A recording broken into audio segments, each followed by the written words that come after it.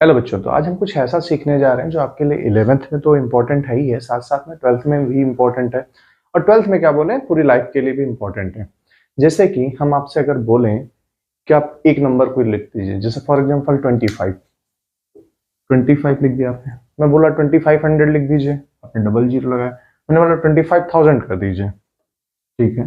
चलिए 250,000 कर दीजिए। अब ऐसे जैसे जैसे नंबर बढ़ेगा तो ये नंबर क्या होगा, आप बढ़ता चला जाएगा। चलिए पॉइंट्स में ले लें, 0.00001, 0.0000001, तो काफी स्पेस ले रहा है। तो इसके लिए हम क्या करते हैं, एक शॉर्टकट तरीका अपनाते हैं कि इसको कुछ कम शब्दों में यही बात पूरी लिखें, यानी ये कोई वैल्यू नहीं चेंज होगी, बट उसको कम शब्दों में लिखें। जैसे मान लीजिए आपने देखा होगा किलोमीटर, जैसे 1 मीटर 2 मीटर होता है। अब 1 किलोमीटर जानते हैं ना कि 1000 मीटर को 1 किलोमीटर बोलते हैं, ठीक है। तो वैसे ही कुछ ये मल्टीप्लिकेशन फैक्टर होते हैं, इनके लिए कुछ प्रीफिक्स लगाए जाते हैं, उनके लिए कुछ सिंबल है, सिंबल से पहचानते हैं कि इनके लिए क्या वैल्यू हम मल्टीप्लाई करने वाले हैं। तो वैसे ही कुछ टेबल हम आपको बताने जा रहे हैं जो आपके लिए बहुत इंपॉर्टेंट है। तो टेबल बनाने के लिए सबसे पहले क्या प्रीफिक्स होगा जिसके लिए हम पहचानें क्या मल्टीप्लिकेशन फैक्टर होगा। हर प्रीफिक्स के लिए अलग अलग होगा। प्रीफिक्स का मतलब होता है वो जो वर्ड जो पहले लगता है किसी भी मेन यूनिट के पहले, जैसे सेंटीमीटर में तो मीटर के आगे पहले सेंटी लगा तो सेंटी क्या हो गया, प्रीफिक्स हो गया, ठीक है। और उस मल्टीप्लिकेशन फैक्टर, तो पहले देखिए प्रीफिक्स हो जाएगा। अब प्रीफिक्स पूरा नाम तो नहीं लिखा होता है, सिंबल लिखा होता है, तो सिंबल क्या होगा, और फिर मल्टीप्लिकेशन फैक्टर।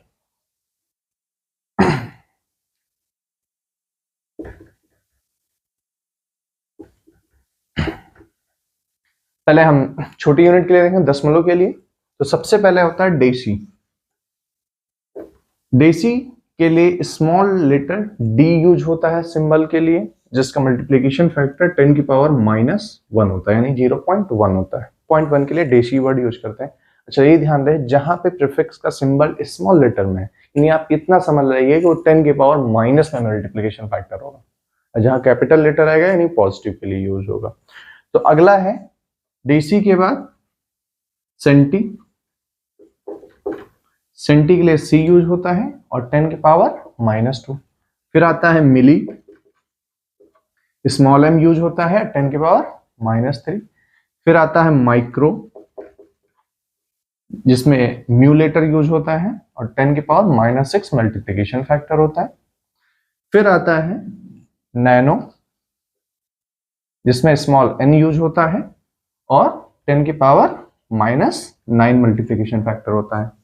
फिर आता है पीको, स्मॉल पी यूज होता है और 10⁻⁻12 यूज होता है। फिर आता है फर्मी, ये सबसे छोटी यूनिट हो जाती है। इसके बाद एक और आता है एटॉम, लेकिन आपको फिलहाल यहीं तक याद रखना है क्योंकि ये एटॉमिक लेवल साइज के तक हम लगभग पहुंच जाते हैं, तो 10⁻⁻15 तक। तो अब जरा ध्यान दें कि प्रीफिक्स में क्या है, डी सी एम जो म्यू है ये सब स्मॉल लेटर में है। तो अगर फॉर एग्जांपल आपको लगा हुआ माइक्रोमीटर, तो इसका मतलब क्या हुआ, अगर इसको एसआई यूनिट में कन्वर्ट करेंगे तो इसका मतलब हो गया 10⁻⁻6 मीटर।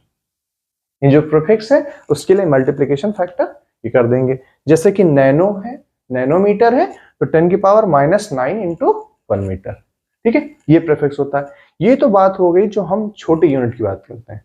अगर हम बड़ी यूनिट की बात करें, ठीक है, तो इसको पहले हम मिटा देते हैं। अब हम पॉजिटिव वैल्यू के लिए देखेंगे, यानी कि जो बड़ी वैल्यूज के लिए होता है। सबसे पहले आता है डेका। डेका के लिए कैपिटल डी, और आप 10⁻1 से मल्टीप्लाई करेंगे।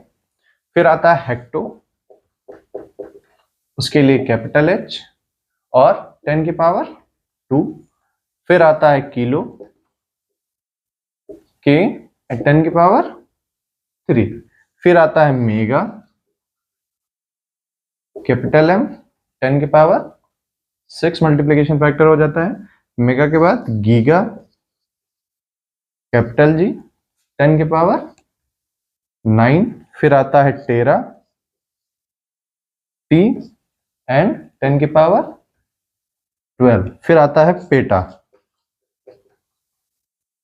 p एंड 10 की पावर 15, ये कुछ वैल्यू जो पॉजिटिव में। तो ये मल्टीप्लिकेशन फैक्टर क्यों इंपॉर्टेंट, हमें क्यों पढ़ना चाहिए?